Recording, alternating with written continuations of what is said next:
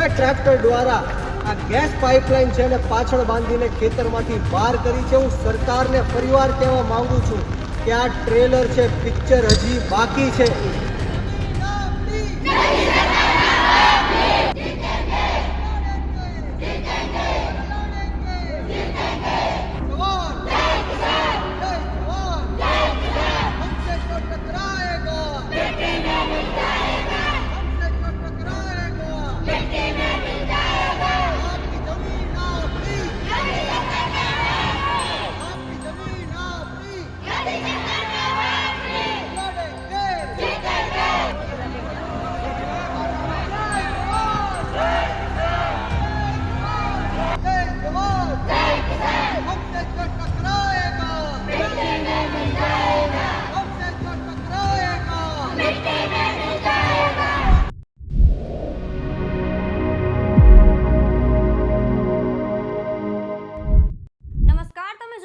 Gujarat plus news અને હું છું મમલ।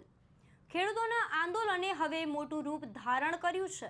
રાજ્યમાં ગેસ પાઇપલાઇનને લઈને ખેડૂતોનો આક્રોશ હવે રસ્તા પર નહીં પરંતુ ખેતરોમાં જોવા મળ્યો છે।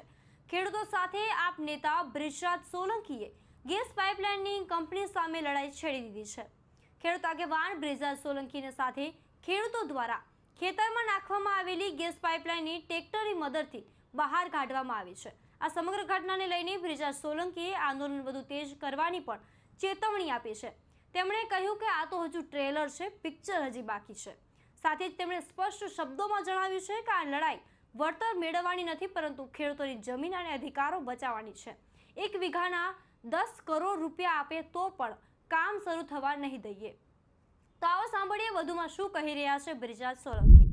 જય જવાન જય કિસાન દોસ્તો, આજે અમદાવાદ જિલ્લાના ધોળકા તાલુકાના સરગવાડા ગામ મુકામે જે 20-25 યુવાનોએ છેલ્લા 1 મહિનાથી મુહિમ ચલાવી હતી કે જે રીતના સરકારની GSPL એટલે કે ગુજરાત સ્ટેટ પેટ્રોલિયમ લિમિટેડ નામની કંપની જ્યાં સરગવાડા ગામની અંદર જે 1 વીઘાના 1.5 કરોડ રૂપિયા બોલાય છે એવી મોંઘી જમીનમાં આ ગેસ પાઇપલાઇન નાખવાનું જે કામ ચાલુ કર્યું હતું ત્યારે છેલ્લા 1 મહિનાથી આ સંઘર્ષ ચાલી રહ્યો હતો।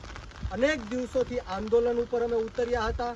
અમે કલેક્ટરને આવેદન આપ્યું, મામલતદારને આવેદન આપ્યું, તલાટીને રજૂઆત કરી, ધારાસભ્યને રજૂઆત કરી, છતાં પણ કોઈ પણ જાતનો અમને જવાબ મળ્યો નહીં। પરંતુ આજે આખાએ ગામ સમસ્ત નક્કી કર્યું, ખેડૂતોએ નક્કી કર્યું કે અત્યારે વરસાદી વાતાવરણ છે, અમારે વાવણીનો સમય થઈ ગયો છે અને આ ગેસની પાઇપલાઇનો અમારા ખેતરની વચ્ચે ઊભી છે ત્યારે અમે ટ્રેક્ટર પણ ચલાવી નથી શકતા, બીજાના ખેતરોમાંથી જવું પડે છે। ત્યારે આજે આખાએ ગામ સમસ્ત અને ખેડૂતોની સાથે રહીને અમે ટ્રેક્ટર દ્વારા આ ગેસ પાઇપલાઇન છે ને પાછળ બાંધીને ખેતરમાંથી બહાર કરી છે। હું સરકારને ફરીવાર કહેવા માંગુ છું કે આ ટ્રેલર છે, પિક્ચર હજી બાકી છે। જો આવનારા દિવસોમાં તમારી આ જે GSPL કંપની છે અમારા ખેતરમાંથી આ પાઇપલાઇનો બહાર નહીં કાઢે તો અમે આખા ગામના ખેડૂતો જાતે ટ્રેક્ટર લઈને બધી જ પાઇપલાઇનો બહાર કાઢીશું। એનું કારણ છે કે એટલા બધા સમયથી આ પાઇપલાઇનોની અમે રજૂઆત કરી, આવેદનો આપ્યા, પણ ત્યાં સુધી આ ખેડૂતો સહન કરશે। એક સહન કરવાની લિમિટ છે, શક્તિ છે, એ પણ અમારી ખૂટી ગઈ છે। ત્યારે હું સરકારને ફરીવાર વિનંતી કરું છું કે અમે અહિંસાને માનવાવાળા લોકો છીએ, પણ જો આ સરકાર અમારી વાત નહીં સાંભળે તો અમે શહીદ આઝમ સરદાર ભગતસિંહના માર્ગ ઉપર પણ ચાલવા માટે તૈયાર રહેશું।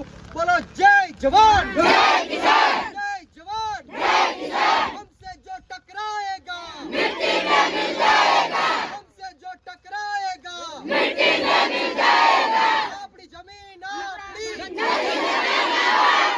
આપણી જમીન આપણી, ભારત માતા કી જય, ભારત માતા કી જય। जय जवान जय किसान, जय जवान जय किसान। लड़ेंगे जीतेंगे, लड़ेंगे जीतेंगे, लड़ेंगे जीतेंगे, लड़ेंगे जीतेंगे। બ્રિજરાજ સોલંકીની વાતથી તમે કેટલા સહેમત છો કોમેન્ટમાં જરૂરથી જણાવજો અને વધુ માહિતી માટે ગુજરાત પ્લસને સબસ્ક્રાઇબ કરવાનું ભૂલતા નહીં। નમસ્કાર।